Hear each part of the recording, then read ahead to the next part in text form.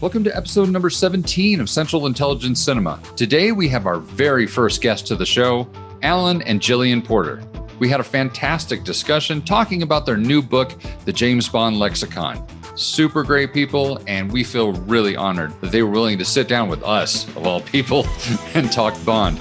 So without further ado, our very first Special Ops Debrief with Alan and Gillian Porter. Beg your pardon, forgot to knock.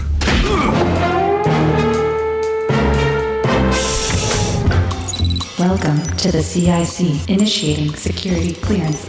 My name is Napoleon Sullivan. Bond. James Bond. Ethan Hunt. Felix Leiter. Ilya Kuryakin. Identity confirmed. Now, pay attention, 007. Welcome to Central Intelligence Cinema, a podcast dedicated to spy movies and secret agent pop culture. Your mission, should you decide to accept it. Remember, nothing ever goes according to plan. Tom, what do you think you're doing? The British Admiral, sir. You expect me to talk? Yeah, baby! Coming to you from an undisclosed safe house that's safe because it's undisclosed.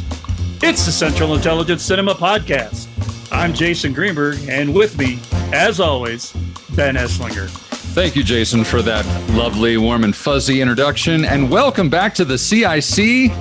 Man, we are going to class this sucker up today. Oh, yeah. Holy smokes. Jason, how excited are you? On a scale of 1 to 10, I am at 11. 11 indeed. We have a guest. We have two guests. We have two freaking guests on our freaking podcast. We have guests. We have guests. Put your podcast to the test. And we won't sing any more of this because it's ridiculous. Hey, that's pretty good there. How on earth did we even land these people? I have no idea. Because they don't hear the outtakes. They only hear the polished turd, not the full turd. That's right. They have no idea what they're getting themselves into. But ladies and gentlemen, we have Alan and Gillian Porter, the author of the new book that we talked about last week on the Intel Report. The book is The James Bond Lexicon, the unofficial guide to the world of 007 in movies, novels, and comics. We have them both. It's amazing. It's amazing. It's crazy. It's amazing. Ooh. So, yeah, I feel like I should just shut my mouth for the time being. And without further ado, let's get into this interview. What do you think? Let's do it. Now establishing a secure line for CIC Special Operations Debrief. Authorized personnel only.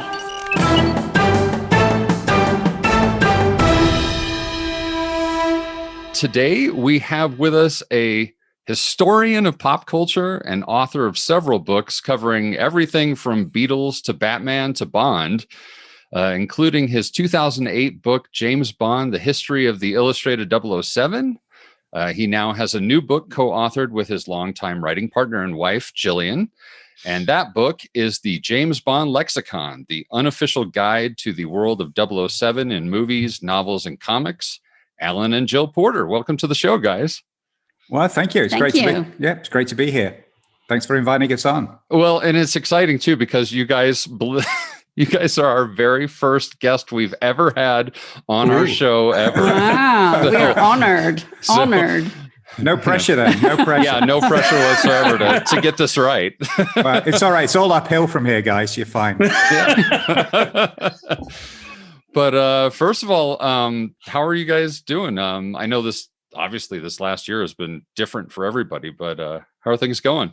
Good. Pretty good. Yeah. Pretty good. Just great to get this book out a month ago, and it's been a fun month. The last month. Making the rounds on the different making the rounds to the podcast forth. shows. Yeah. It's been fun, and it was just. Even though everything was strange the last 12 months, it was actually good to have the focus on getting the book out and working on that. So, sure. Yeah, for sure. Yeah.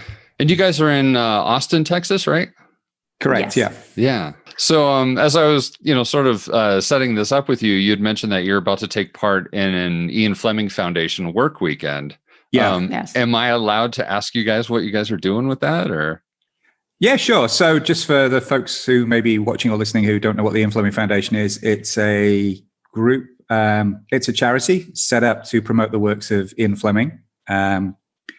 and it's cultural interest. And we sponsor a couple of scholarships at various universities, literary scholarships.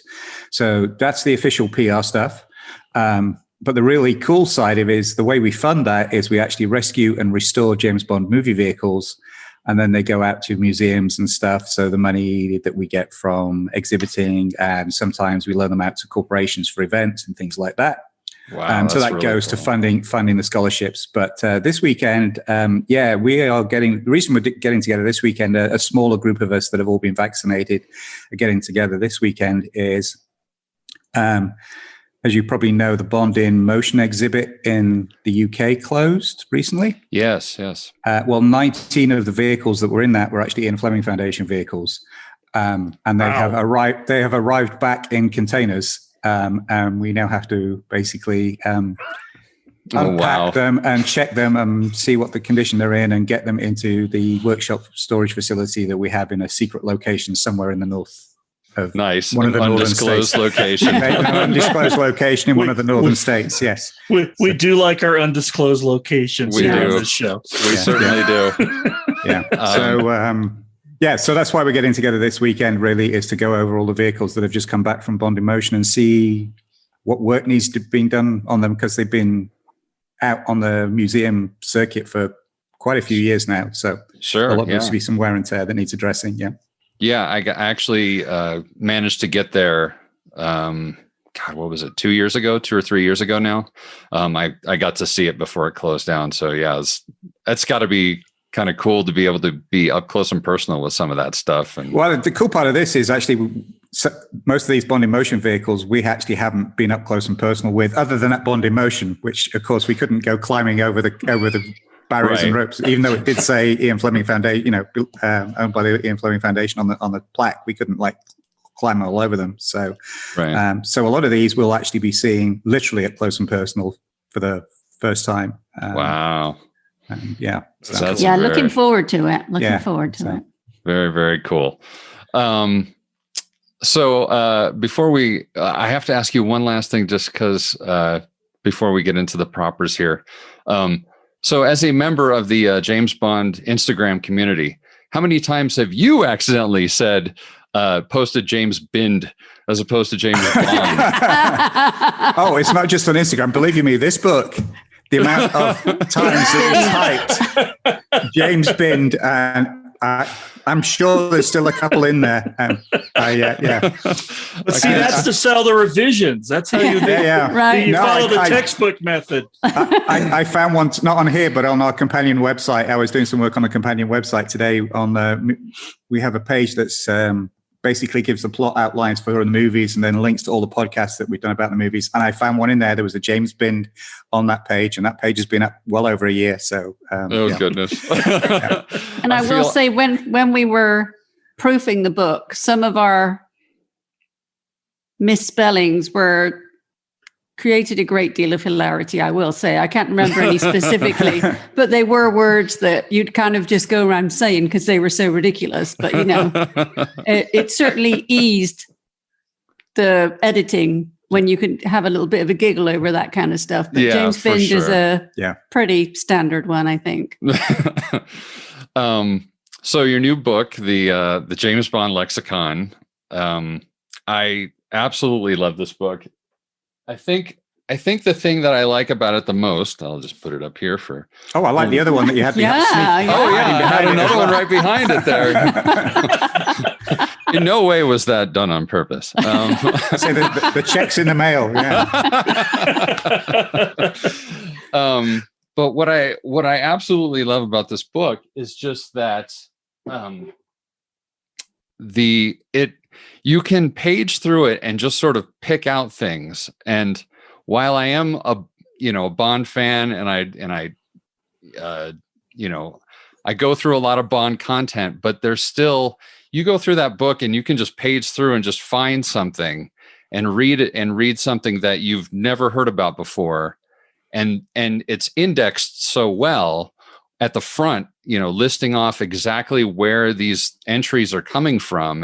And it allows you to go, if you read something that sparks your interest, you can immediately find where it is and go search it out. So it's sort of this like spark plug for finding something new that you haven't read before or seen before or whatnot. And it's just, I just think it's such a cool reference material I mean, because like I said, I mean, on one hand, it's this great source of inspiration, and on the other hand, you can just nerd deep dive on this thing.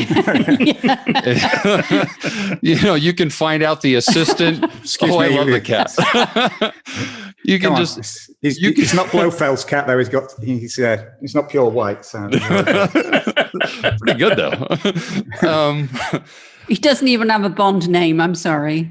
Oh no, that's okay. Actually that's Holmes, because I was writing Sherlock Holmes when we got him, so that's Holmes. So. Oh, very nice. And he gets into everything. He gets his nose in everything. He's inquisitive, so he's Holmes. A very apt name then.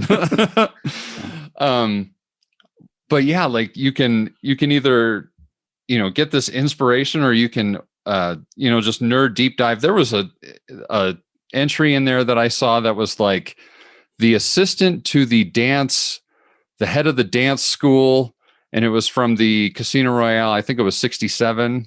And I'm just like, just that level of commitment to detail is just wow. It's great to hear you say it, because actually one of the things that the aims of when we started this was to have something that would introduce people to stuff other than the movies and the Ian Fleming novels. Yeah. Partly what sparked it is doing the other book, the James Bond History of the Illustrated 007, which is a history of Bond in comics, was reading all those comic stories and finding these interesting characters and gadgets and storylines that a lot of people didn't know about.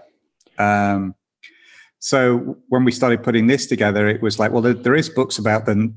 There's a couple of encyclopedias about the movies already out there. There's a good book about the Ian Fleming novels that goes even deeper than this. I mean, that's mega levels of nerdom in that book. You know, if you want to know how to play the bridge game in Moonraker, it actually takes you through hand by hand. We don't go that deep in this book. Wow.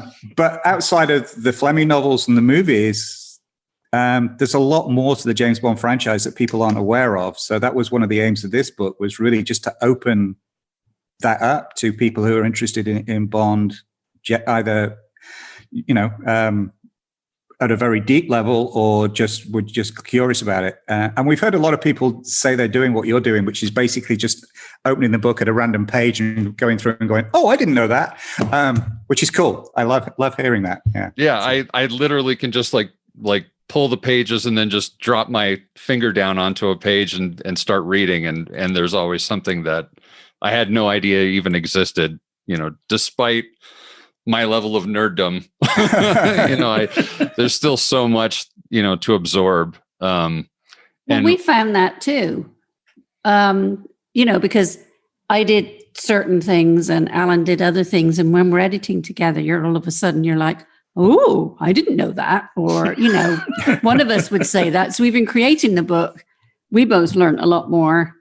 Yeah, I can't imagine. You know, you think you know stuff and then you're like, oh, actually, I don't. So here we go. Right. Sometimes you want to know and sometimes you don't. Yeah. There were days like that. Yeah. I believe you me, we've also forgotten an awful lot of what's in this book. Oh, yes. Well, fortunately, there's a book for you to actually look it up. If you remember. So, I don't know if I'm ready for that yet. You know, obviously, after you did the first book and you know, you sort of got into that, but were there other inspirations or motivations for putting this second one out? Partly, we're both geeks for these encyclopedias of fictional worlds type thing. I think it started with the Dune Encyclopedia when we were both at college. We've got lots of them around the house. We got then there was the Batman Encyclopedia and the Wonder Woman Encyclopedia, and Jill's got a couple of Agatha Christie themed encyclopedias, and I'm just looking across at the shelf over here, and there's an Arthurian one and Terry Pratchett. I did a couple of entries in a Terry Pratchett one. I've contributed to a comics history one. So yeah, it's just sort of in our DNA, I guess, our geek DNA. And there wasn't one for James Bond Lexicon. This is actually our second publisher. Our first publisher, who was originally going to do the book, they'd actually already done a Planet of the Apes lexicon and a Back to the Future lexicon. And I just basically reached out to them and said, "Hey, how about doing a James Bond lexicon?" Right. And then he said yes, and it was like, "Oh dear, okay, now we have to do this." Now we're in for it. Yeah. I actually heard too that I don't know if it's still going to happen or not, but are you still thinking of doing like a Man from U.N.C.L.E. lexicon? Oh, so the original contract was for 2 books. It was for the James Bond lexicon and the Man from U.N.C.L.E. lexicon. The Man from U.N.C.L.E. lexicon is probably about 60% of the research is done. But I will be honest, it's been sat on a virtual shelf, i.e. on my hard drive, and on a wiki, probably untouched for, I don't know, 4 or 5 years now. I don't know, at some point, I always like to think, even if it takes a long time, like this book did, finish what you start. So maybe at some point, we're both pretty non-fiction burned out at the moment. So we've both got fiction projects we're working on. We've both got novels we're working on, at least for the rest of this year. So maybe in 2022, I'll dive back in and see where we are and see if it's something we want to do. But no, that's no commitment from anyone. No commitment. And I feel like it should come out after I watched all the Girl from U.N.C.L.E. Yeah, she suffered for the Man from U.N.C.L.E. For the U.N.C.L.E. lexicon. So. And it needs to, it needs to be out there at some point. But we just need a break from this level of research and geekiness. Yeah, go off and do some stuff, and then we'll come back fresh to it. But yeah, I got to imagine all that detail for so long. Yeah, it's got to get a little rough after a while. But we do have 3 or 4 people who are constantly, like, every 6 months, "Are you doing anything with the Man from U.N.C.L.E. lexicon yet? You're doing anything from the..." So there's at least a handful of people out there who. Well, it makes me think of Bill Koenig immediately. Yeah. You had mentioned earlier that there was in the other lexicon for the novels themselves, how they talked about the game. Yeah. In Moonraker, that I got really tempted actually to ask you how the Thunderball board game is played after reading the foreword in your other book. I was 7 years old. I can't. I won't hold you to that one.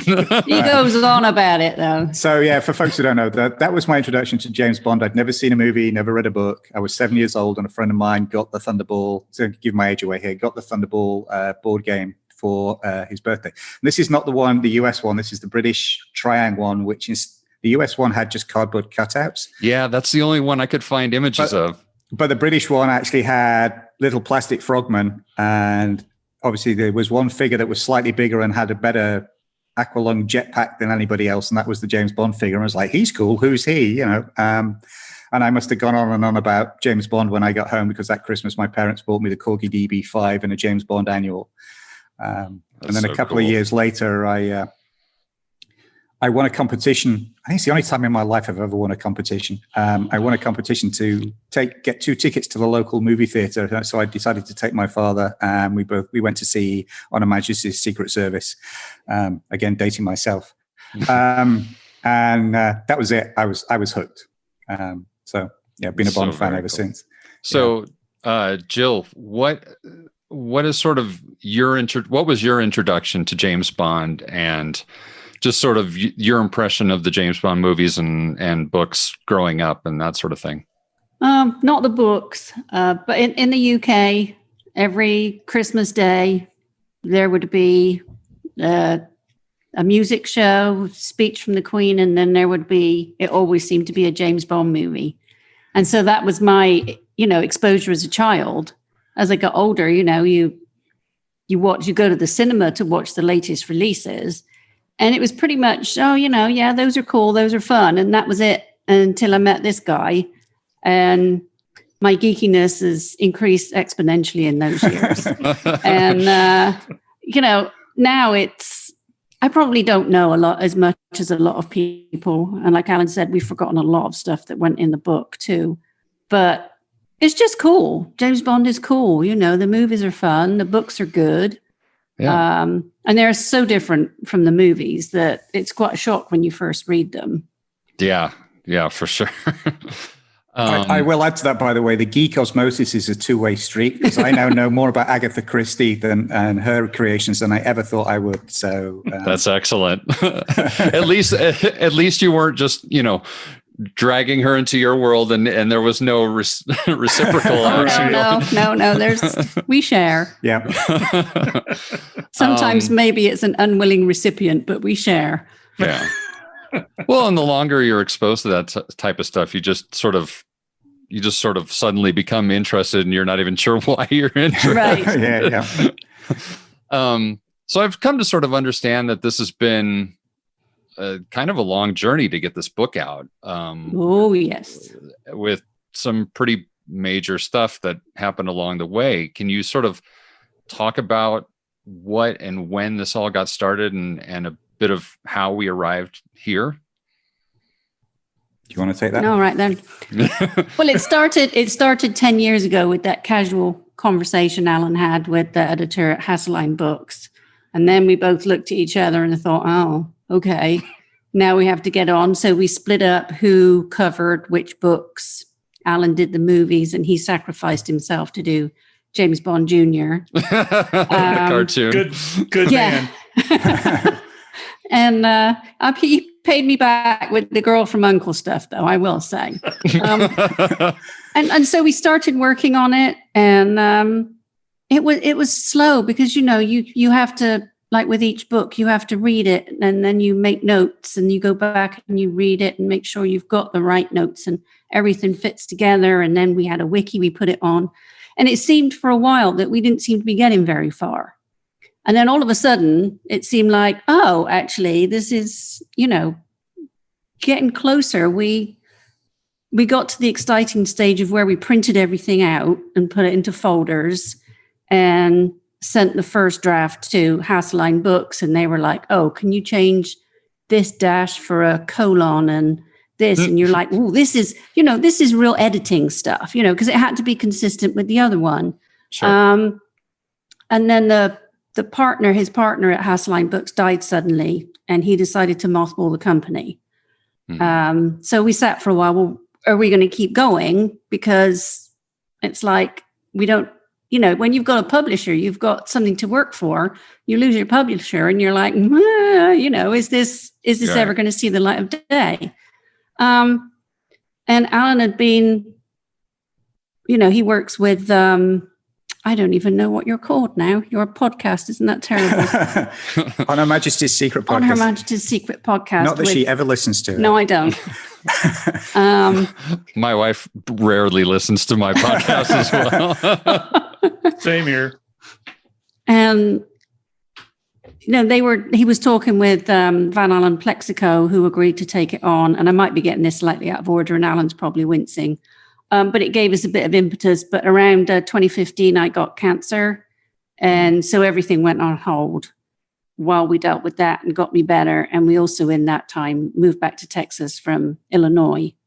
And it kind of just sat there for a bit. And then when everything was okay in that, we decided, we really want to get this out. And Van was supportive. So we... as Alan said, in a way, the lockdown was a gift, because it's like, well, we're not going anywhere. Sure. We're not doing anything. Let's get on with it and get it done. And, it was so nice to get to the finish line and to see a copy of it was magic, because it's the first time my name's been on a book. I edit Alan's stuff, but it's pretty exciting. And I'm just so glad we managed to get here and get it done and see it out in the world. It's really cool. Yeah, well, I certainly think the world is loving it. I mean, everybody I know seems like it. Yeah, and it's also great. It's great to see you here looking healthy, and I am. Thank you very much. Yes. So there is so much in this book, and I can't imagine how difficult it was to figure out how much detail you decided to dedicate to each entry, or even what was worthy of an entry. Like, how does that process even happen?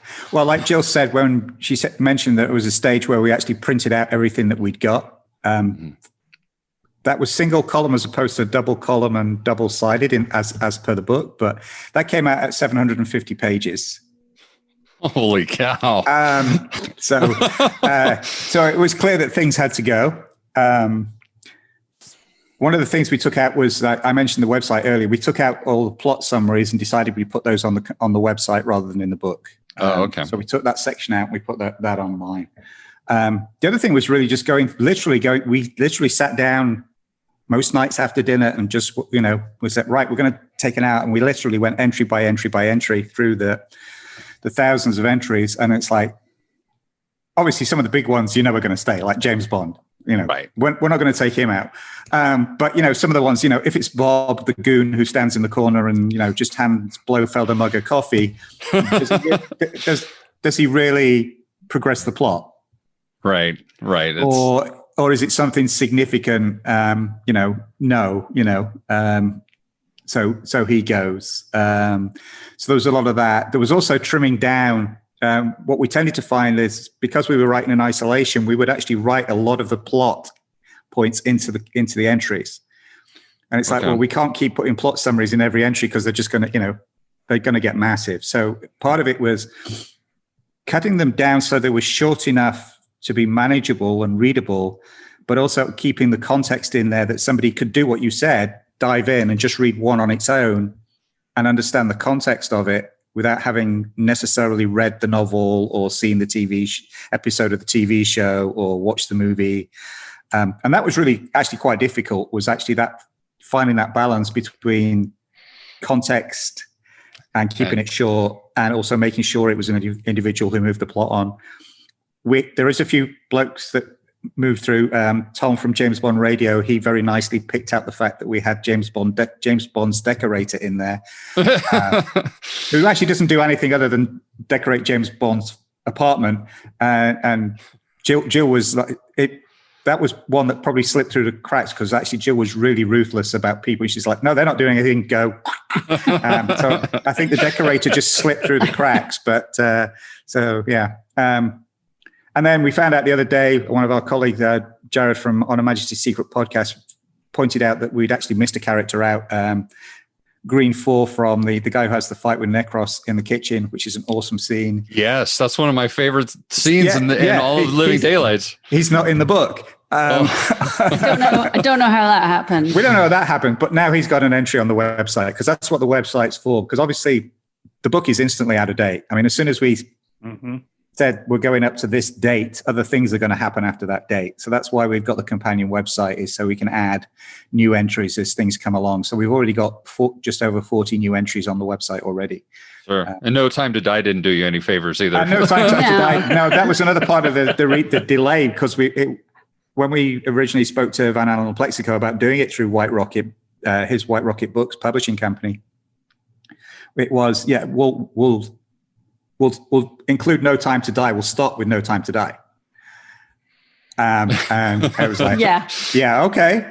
And we just, okay, that's, and then, as we said, when lockdown started, we were like, look, we've got this year, we didn't know it was going to be a year, but we've got this time when we can focus on it.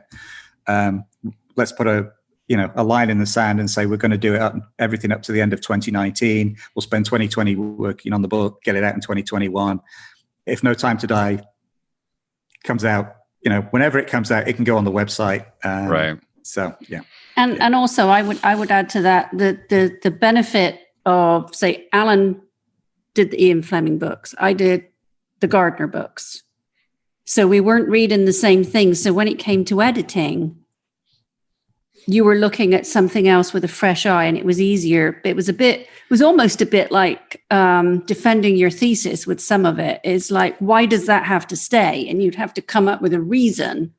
That's a great why that had to stay. And I think, it split the work, so it made it work faster, but it actually worked out really well in the end, because it meant that one of us was usually coming in with ignorance and could say, well, that doesn't need to be there, because I don't need that to understand your, that particular entry. Right. And I imagine, wow. Yeah, that's a great way to do it. Just that whole coming in sort of with not maybe knowing something, maybe you've read it once a long time ago, but certainly not, under a microscope at a granular level, the way that, perhaps Jill looked at it, or perhaps Alan I had read the Gardner novels in the past, but that was a long time ago, and it was very vague memory. So it was it was good because and I say Jill could challenge my stuff, I could challenge hers. We would edit together. So hopefully when you are going through this, you can't tell who wrote which entry. I mean, it really is an amalgam of the two of us. Yeah. So in the James Bond Lexicon, you've got this massive list of story titles and codes at the beginning, so the reader can find out where these characters or items come from. In your research, I don't know if this is difficult to whittle down, but what perhaps were some of your favorite Bond finds that aren't directly linked to Ian Fleming novels or the films? Were there little happy surprises, like things that you hadn't read before that that you would maybe want to pass on, like specific things that you really liked that you didn't even hardly know existed, or do you guys know so much about all this stuff? I have some ridiculous things that we had a good giggle over, but I don't know about really Moneypenny stuff. I suppose, the Moneypenny Diaries, that was interesting. That was sort of an interesting thing for me to discover as I was going through your book, was all the different iterations of Moneypenny, and one of the very specific ones that I did read about was from the Moneypenny Diaries, and so that's definitely something that I want to now go check out and find out more about for sure. Yeah, and the two short stories in there were probably the hardest things to actually find, because they were only published in 2 magazines in the same month in the UK back in whatever date. See, the date's gone. I've forgotten what date they came out. But anyway, one was in The Spectator, and I think the other was in Vogue. Maybe I'm getting that wrong. But anyway, if only I had a book where I could look that up. But they'd never been reprinted. So we found one from a friend who was a collector who had the magazine. And then the other one, I actually ended up contacting The Spectator, and they went down in their archives, and somebody in their archives actually sent us a copy. Wow. So, but they've since been, I think they did an ebook bundle last year or earlier this year of all the Moneypenny stuff, and included the 2 short stories. So it's now a lot easier to find. So, but tracking and things like that down, some of the kids' books, they were fun. Actually, for me, I think the one thing I have enjoyed, and we've actually done on Her Majesty's Secret Podcast episode on one of them, was the Find Your Fate Choose Your Own Adventure books done around A View to a Kill. There's 4 or 5 of them, and they're ridiculous, but they're fun. And it's one of the few books where you can actually, James Bond actually gets killed if you choose the wrong path through the book. So very nice, very nice. But yeah, they're good fun. So. Yeah. Also in the book, so this is a slightly different angle, but in the book you list 28 different iterations of Bond as sort of a way to help tackle the rather impossible task of addressing continuity. But I guess my question is, how do you feel about the most recent attempts with sort of retconning continuity into the Craig era? Can we leave now? Oh, so you feel the way I do about it. Okay. You really want us to get started on that one? I think my big problem is that Bond, I said this on something else recently. I think it was the radio show we did last night, but and I'm stealing it from somebody else that basically said, the Bond movies work when you're telling it's the same movie, or it's the same story told 24 times. Or 20, coming up for 25 times. And it works best when those 25, or each of those is telling that story in a new way that's pushing the boundaries a bit, or introducing something new, or is playing with the current headlines, or something like that. It works really well. I think where they've made the mistake, and it depends on what the tipping point is up to you individually, but it's when they stopped leading and started following the trends, and then I think one of the trends that they clearly decided to follow was the success of the MCU and everything being interwoven. And Bond is not a character that needs a backstory and all the angst and stuff. Bond should be a character that's a shell that you can project yourself in. That was always the thing about the James Bond movies. You walked out the cinema going, I want to be James Bond. I am James Bond. I want to live that glamorous life. I want to be the suave, sophisticated secret agent. So you could project yourself in by giving him all that backstory and making him into a real person and not a plot device. You get rid of that. You get rid of that audience empathy. You get rid of the audience can't project themselves into that role anymore. And then when you actually take, Spectre, I think they basically, again, looked backwards, which I think was the wrong thing to do, and said, well, that works. And they just threw everything into the pot. Yeah. And I also have a problem with TV shows and movies that basically give away the big reveal as the title of the movie. As soon as they announced the title of the movie was Spectre, I was like, well, really? I wonder what that's going to be about, Yeah, I get it. You got the rights to it back. You're really happy you can use it, but don't make the title of the movie the reveal, Because, when they're all going, well, I don't know what the name of this organization is. It's, well, it was on the front of the script, guys. You should have just read it, Yeah. Sorry, I could go off on that soapbox for hours, and I'm sure we haven't got time for that. Yeah, sure. Ben, so we understand. Yeah, we have yet to review Spectre, and I'm sure it's going to be a rather contemptuous one, just because Jason and I have slightly different feelings about that. I just get kind of. I'll try and not stand on my soapbox for too long, but I kind of feel like. I've seen so many people now on social media and so forth trying to defend Spectre as if this was all pre-planned ahead of time. And I'm like, oh, come on, guys. It's like, it was not. It was clearly not. No. Skyfall was clearly a one-off. Let's not pretend something exists that. Yeah. I wish they'd have carried on with the secret organization and it be quantum and stuff. And, I was very much a quantum fan as well. I kind of wish they would have just you kept went down that route. Have the faith of your convictions and follow it through, Yeah. Maybe save Spectre for the next incarnation of Bond or something. Yeah. Yeah. I did want to bring up also the artwork in the book is by I hope I'm pronouncing this correctly, Pat Carbajal. Just as good as we get it. So that's just it's just great stuff. It's awesome, isn't it? Yeah, that's part of what I like about it so much. And then even the cover art, and all the depictions are so accurate. How did you even link up with him? Pat had done the illustrations for that Planet of the Apes lexicon that I'd mentioned earlier on. And so when we originally got the contract with Hassline Books, and I was like, can we get that guy to do the artwork for the James Bond lexicon? And they were like, yeah, sure, we'll ask him. What I didn't know was Pat was a huge James Bond fan. I just thought he'd do. So we asked him to do an illustration for like each letter of the alphabet plus 0 to 9 or whatever the number section, and maybe a couple of spot illustrations. So I expected we'd get like at least 26 illustrations back, maybe 30. We got 80. Oh wow. The inbox for a couple of years just kept filling up with these amazing illustrations that he keeps sending us. So we've tried to use, I think we've got most of them in. When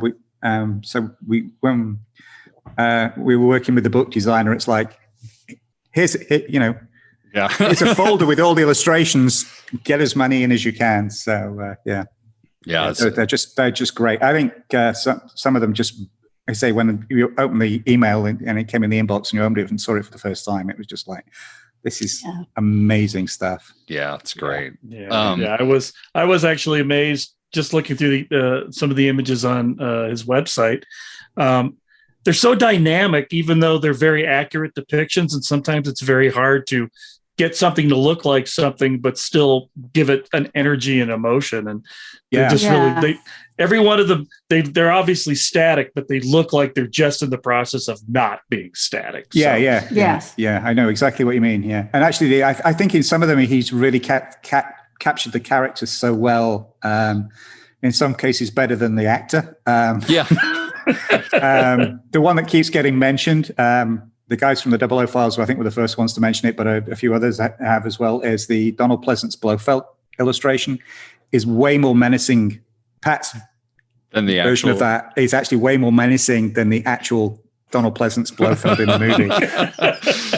But it still is very accurate out of Donald Pleasance's Blofeld, but he's just got something, the way he's done it, it just is way more scary.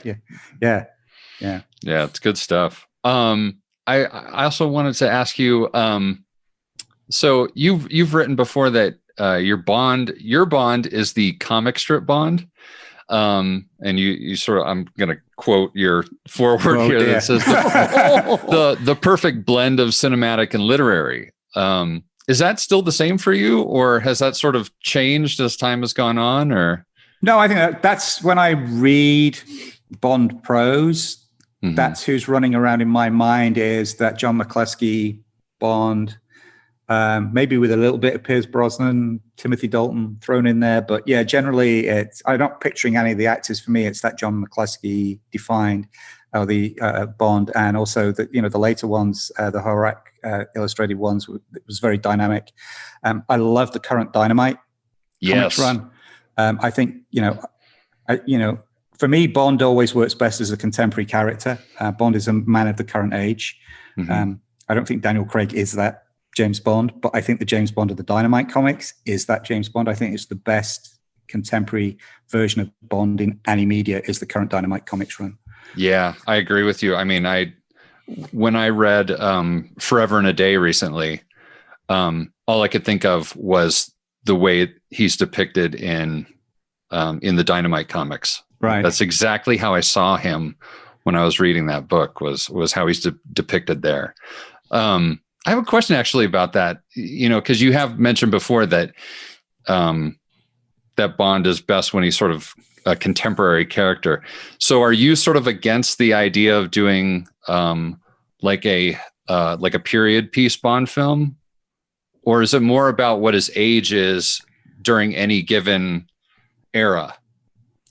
That's a good way of putting it. I'm sort of on the fence. At one point, I was really dead set against it. I was like, Bond works best as contemporary. Unlike Sherlock Holmes, Sherlock Holmes works best, other than maybe the TV series Elementary, but that's a whole other discussion. But Sherlock Holmes works best when he's in, late Victorian, early Edwardian time period. It's 1895 to 1905. That's where Sherlock Holmes exists. For me, Bond works best for each successive age. I think you're right. I think that's partly the age of the character that, for me, he's always sort of mid-30s to early 40s type, guy. I used to be dead set against the idea of, we used to get this thing of, Bond, we need to do a 1960s or 1950s contemporary Bond movie. I still don't like that for the main character, but I think there's things you could do with some of the other characters, or even the young Bond. The young Bond books and the Dynamite Bond Origins have shown you can do stuff with young Bond in that period, and it'd be really good. Yeah, I agree with you. That's some of the young Bond stuff is really good. And the Bond Origins, I've got a couple of issues with the artwork, but only as an aviation geek, some of the plane stuff's wrong. That works really well. So I think that, and maybe some of the spin-off characters, you could do some stuff, earlier in the career or different periods. The one thing that I've been sort of saying I would love to see, and again, this comes from Dynamite Comics, is a Felix Leiter, Tiger Tanaka buddy story on Netflix.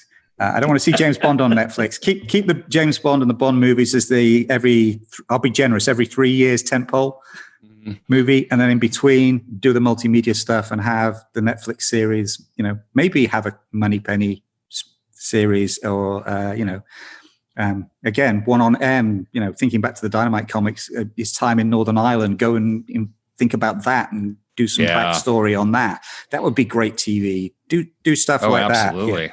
that. Yeah. So my answer to that is yes and no, no and yes. I don't know what Jill thinks. I think we have a slightly different opinion, don't we? I don't care. I'll just watch anyway. Okay. Let's just watch it. That's like me. That sounds like me. It's like, oh, they did it that way? I'll watch it anyway. All right. Yeah. I will say, I wouldn't not watch it. I mean, I will be honest. He would complain the whole time he was watching it. But I'd still watch it. I mean, he'd still watch it. X-Men First Class, in X-Men First Class, when Michael Fassbender did the bit where he went to Argentina to track down the Nazi spies. Mm-hmm. And I was like, that is a perfect audition for doing a period piece James Bond movie with Michael Fassbender as James Bond in the 60s. Yes. But unfortunately, that ship has sailed because that was way too many years ago, and he's too old to do that now. But yeah, they all just keep getting all these candidates for Bond keep. They just keep aging getting out. too old. Aging out, yeah. That's good, isn't it? Doesn't take very long. So obviously, by our backgrounds, both Jason and I are pretty big fans of comic books. Aside from maybe, because we've touched on the Dynamite stuff, is there any other comic books that you specifically are a big fan of? Like as far as some of I know in the lexicon you referenced, a bunch of them, but I know that there was some ones from like Dark Horse, I want to say in the 90s, maybe. Yeah. Jill read a few of those. Yeah, I quite like those. Yeah. I'm trying to think of that. That's the trouble now. You just wipe it all out of your mind because you read something, you write about it, and then you move on and you read something else and you write about it. But no, I thought they were pretty solid. I thought they were really good stories. Yeah. And they were nice because before that, I'd read all the comic strips. Mm-hmm. And it was nice to actually read something that you think, well, that could almost happen. Whereas, with the comic strips, I'd read some of them and I'd be like, I don't really quite know what I've read there. Because you couldn't always tell what was actually meant to be happening. But yeah, I'm trying to think now which ones I really liked. I don't know. I can't remember any of their names now. It's a bit like studying a foreign language and then you put it away for a little bit, and then the next thing you know, you've forgotten it. The one that it's fun. It's not necessarily my favorite, but I know it's the most reprinted James Bond story around. So a lot of people like it, and I have a lot of friends who love it. It's Serpent's Tooth, which is crazy because it was basically, I'm still not quite sure how they got away with it, but the amalgamation of the literary and movie Bond, there is so many movie references in there. And if you want to see James Bond fighting dinosaurs and lizard men and UFOs, that is the comic for you. And the other good one is Mike Grell's Permission to Die. Yes. Which is really good. Yes. That was a 3-parter. That was set, unfortunately for him, right as the Berlin Wall came down, and it was about somebody being rescued from East Germany to West Germany, to the West. And the first 2 issues came out while there was still in East Germany, and then there was a problem. There was a problem, and it got delayed a year. And during that year, between the 2nd and 3rd issue, the Berlin Wall came down. But it's read together. It's a really good 3-issue miniseries. So that's one I highly recommend. Yeah, I had no idea Mike Grell even did any James Bond stuff. He's a huge James Bond fan. Is he? Yeah. I'll have to definitely look for that one then. Well, I guess finally, what's sort of next on the horizon for you guys? You guys had mentioned maybe writing some fiction and that sort of thing, or are you sort of going on holiday for a bit? I don't think you do when you write. Your brain's always doing what it does, whether you write it down or not. We're both working on projects right now. I mean, mine kind of came to a halt when we got COVID, but I'm trying to get back into it. So, I will say COVID really killed the fiction writing. Yeah, it really did. Or gears or whatever. We've only really both just started getting back into working on fiction. That COVID fog. Yeah. That was really tough to get around. Yeah. We both got it in January, and it's taken us a couple of months to sort of get through and push through that sort of mental fog and get writing fiction again. But that's what we want to do. Is we both got fiction projects for this year. Very nice. We want to get done and polished and get them out there and hopefully start selling them. So. Can you give us a hint or I'm wary of doing that because in 2015 I went on James Bond radio and said, the James Bond Lexicon is almost done. It'll be out next year. So I'm a little wary about putting too much out there. Understood. I will say Jill's working. I've read Jill's first draft of her sort of outline draft of the novel she's working on. It's really good. It's sort of a contemporary. It's really weird because I mostly read mystery stuff, and I don't particularly care for a lot of touchy-feely chick lit type stuff, but that seems to be what I'm writing, which is very weird. But life is weird. It's, your brain is weird is what it lets out. So I don't know. And I'm working on a historical novel police procedural set in the early years of Nazi Germany. Oh, very nice. Very nice. So we'll see where that goes. Very, very cool. Well, and you're working on a book with Van. Oh, yeah. Van Allen Plexico and I are co-authoring a heist novel as well this year. Oh, a heist novel. Great. I'm in for that. anything involving a heist, I'm in. Oh, they're fun, aren't they? Yeah, I love those. Yeah, Van's actually already done 2 in the series. I highly recommend them, Vegas Heist and Miami Heist, with these characters. And I read them and I was like, you know what you should do for the next one? And he's like, okay, let's do it together. And I was like, oh, okay. Just lassoed you right into it. Yeah. Well, very, very cool. I want to sort of reiterate again, the book is called The James Bond Lexicon, The Unofficial Guide to the World of 007 in Movies, Novels, and Comics. You got where can we find this? And is there anything else you would like to direct us to? Okay, well, you can find the book on all the global Amazon sites. So wherever you are in the world, your local Amazon has it. And also a lot of the independent online bookstores and also bookshop.org. If you order it on there, that actually money goes to the local independent bookstores as well. And I mentioned earlier, the companion website, jamesbondlexicon.online. If you go to our Bond books page there, we actually maintain a list of all the links where you can get it online, Amazon and others. And we're trying to keep that up to date as we find them. So that's the main place to get it. And you can follow us on Twitter at Bond Lexicon and on Instagram at James Bond Lexicon.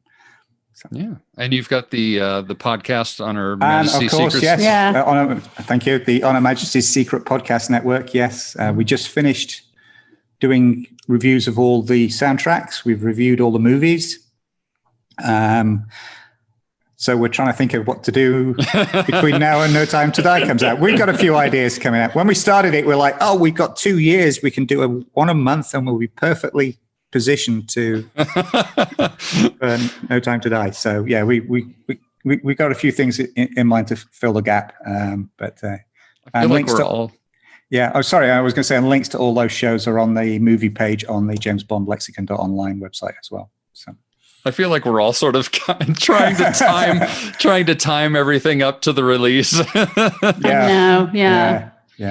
So I also understand. Do you still have the Beatles podcast too? Yes, actually, that's just started. I just launched a Beatles. Thank you, Beatles podcast. It's based on a book I wrote 12 years ago now, I think, probably even longer, called Before They Were Beatles. It is about them before they were Beatles. It's about the formation of the group. It covers their teenage years, or from 14 through to them going to Hamburg, Germany, literally the week that they changed the name to the Beatles. So it is all the iterations and everything. And I'm doing that as a podcast series. The first two episodes are up. The third one should go up either next week or the week after. And I'm hoping to do that sort of once a month over the next however long it takes to get through the story. So yeah. That's fascinating. I'm absolutely going to listen to those for sure. It's just okay. Well, you can just find it on your favorite podcast platform. And just search for Before They Were Beatles. You'll find it. Very, very cool. Well, thank you both, Alan and Jill, again for being here. You. It's been an absolute joy to have you guys here and be our first guest on our show ever. Yeah, thank you. Oh, you're welcome. Thanks for having us. Well, that was absolutely lovely. Yes, it was. They were very lovely people. Yes, they made it very easy for me too. yeah. You could tell they'd been around the block a little, so they took your softballs and returned softballs to you. Indeed. But again, thank you very much to Alan and Gillian Porter for putting up with our nonsense and hanging out with us. And they did. Hanging out with us for an hour. It was a good time, and I enjoyed sneaking in a couple questions that were real amidst the usual fare. So come on, they're all real. Some were just less tread upon than others. That's correct. Yes, indeed. But I suppose they got all their plugs in, but maybe it's time for us to point people in our direction now. Yeah, absolutely.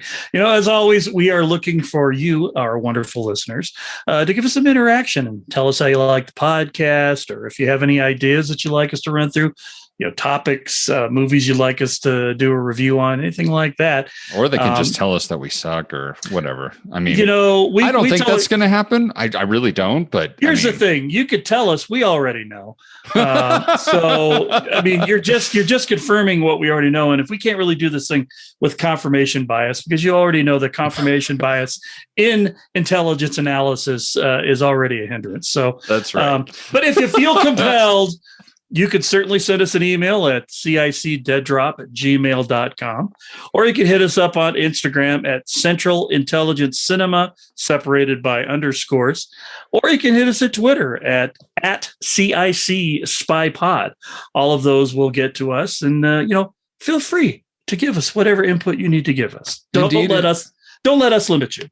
Indeed. And also, if you do enjoy the podcast, we would love if you chose to help us out by giving us a glowing 5-star review on Apple Podcasts or Spotify or wherever you get your podcasts. Also, I will happen to mention that this particular interview will also be our first that's up on the YouTube page. Woohoo! Yeah. Pretty crazy. Sorry if that image of me scares anybody. So, but yeah, please give us a glowing 5-star review so that our show gets seen faster when people search for stuff like this, and we can grow the CIC into a small community of nerds like us. But yeah, I guess that's about it. With that, I'm Ben. And I'm Jason. And the CIC will return with more missions, more martinis, and more made. Indeed.